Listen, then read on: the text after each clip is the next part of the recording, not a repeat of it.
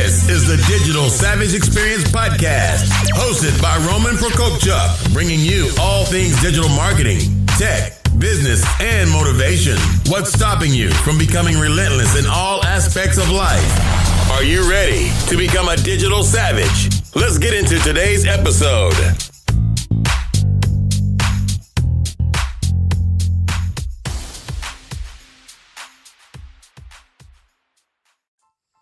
Hey everyone, this is Roman Prokopchuk, and this is the Digital Savage Experience, episode 32.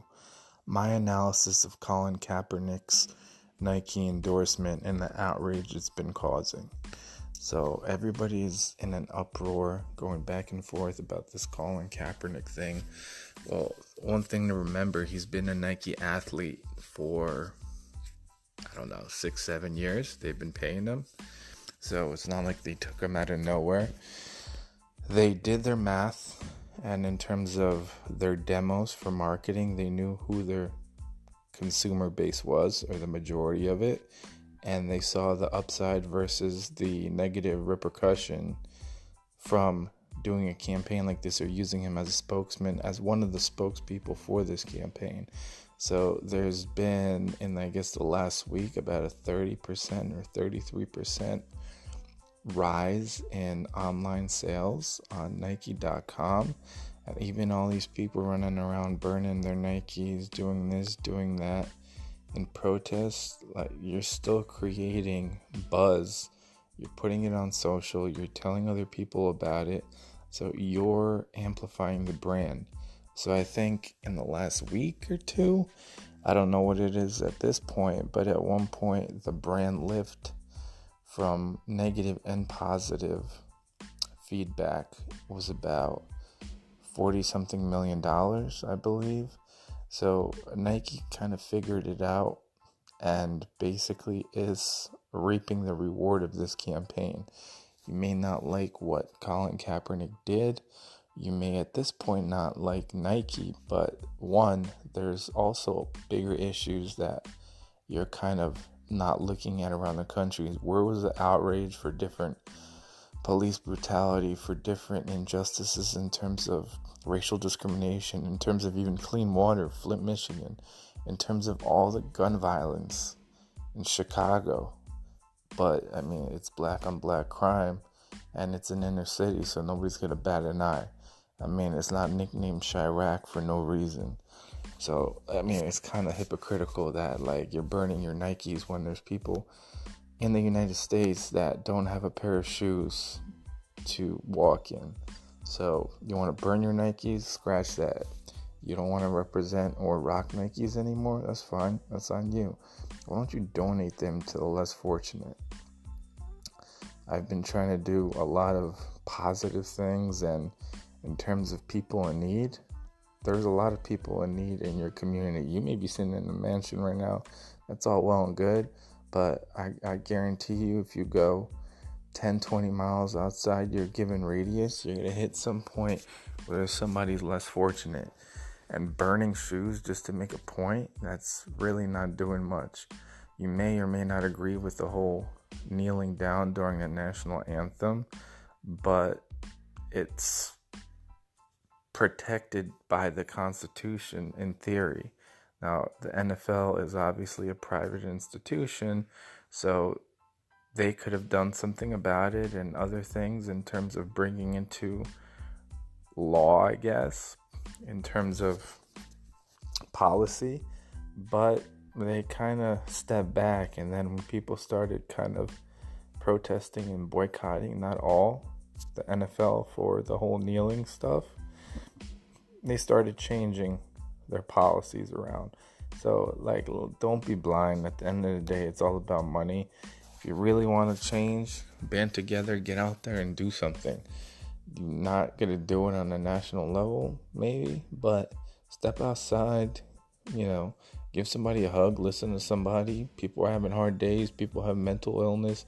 People are suicidal. People are drug addicts that are trying to recover. People are hungry. People are poor. People are destitute. Sometimes you just need a person to talk to. So stop wasting your time on social, going back and forth about nonsense, about oh yeah, this is my opinion. Okay, half the time nobody cares about your opinion. Life doesn't care about your opinion. You spent 10 hours voicing your opinion on Facebook when you could have taken 10 hours to volunteer at a soup kitchen. Like, don't let nonsense fool you. Don't let the media fool you. Like, do your own research. Figure it out yourself. If you want to burn your Nikes, that's fine. But I would highly recommend that you donate them to people that in America that can't afford a pair of shoes anywhere. They gotta buy, pairs of shoes. Sometimes not even in a thrift store they can't afford it. So, but in terms of that kind of social issue, I mean, it's sad that people can't come together and find some kind of middle ground or discuss this even in a civil manner. Nobody nowadays in the United States can have a normal civil conversation. It has to be left or right, black and white. Why can't it just be in the middle? Why can't you just sit down, have some commonalities, have some differences, and maturely discuss them and get your point across, listen to other people's point of views, and call it a day.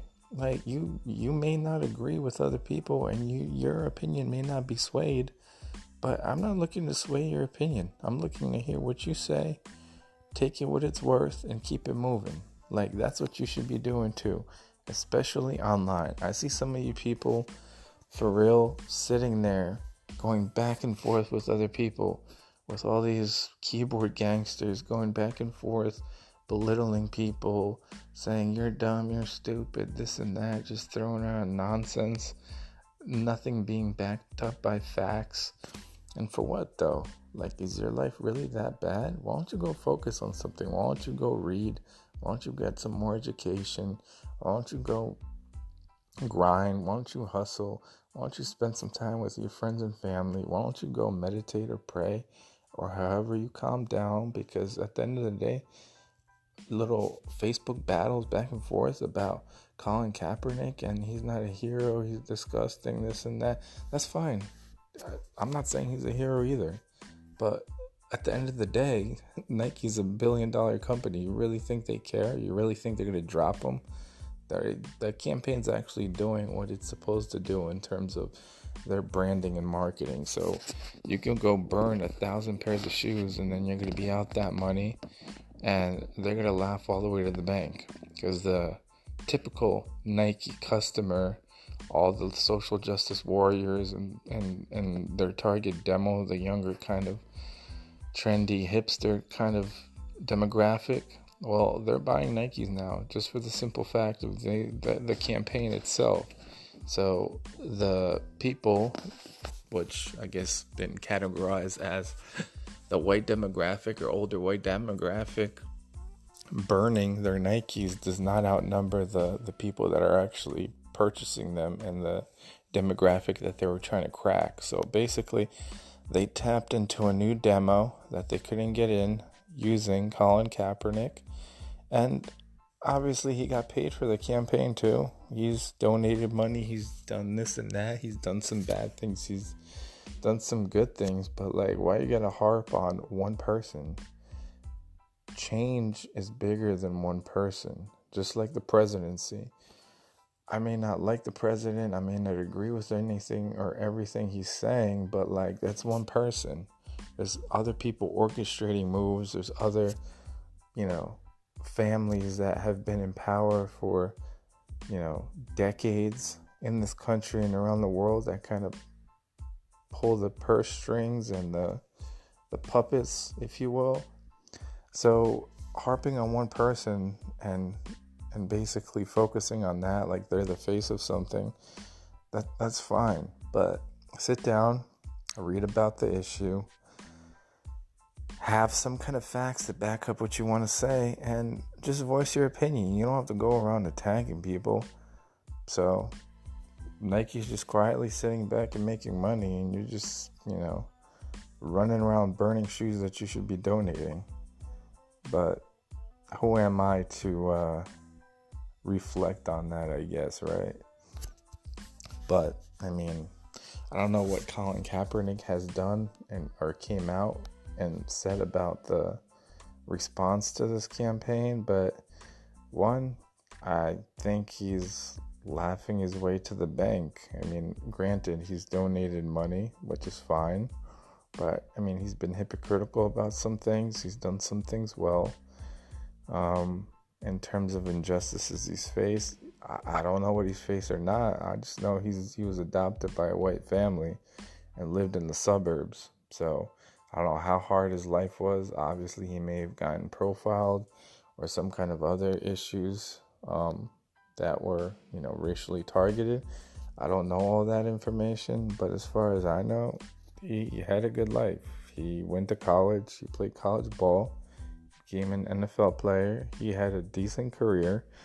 Only thing that's kind of sketchy are, the NFL owners kind of giving him a scarlet letter and not letting him play per se. Where on paper, he still may be better than a lot of the second, third string quarterbacks in this league. So, but I'm not here to judge behind closed doors what the NFL does, but that's just my take.